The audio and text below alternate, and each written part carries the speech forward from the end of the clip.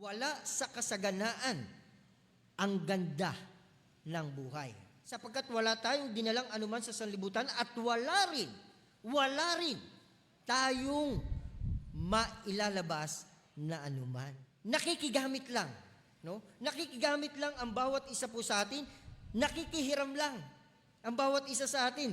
Pinagkakatiwalaan lang tayo ng tunay na nagmamay-ari ng lahat ng nasa sa inyo at nasa sa akin ngayon, which is walang iba ang ating Panginoon Diyos. Sapagkat sino ang gumawa na ikaw ay magtangi? O ba mga kapatid, yung ibinubukod mo kagad ang sarili mo, hindi ako tulad niyan.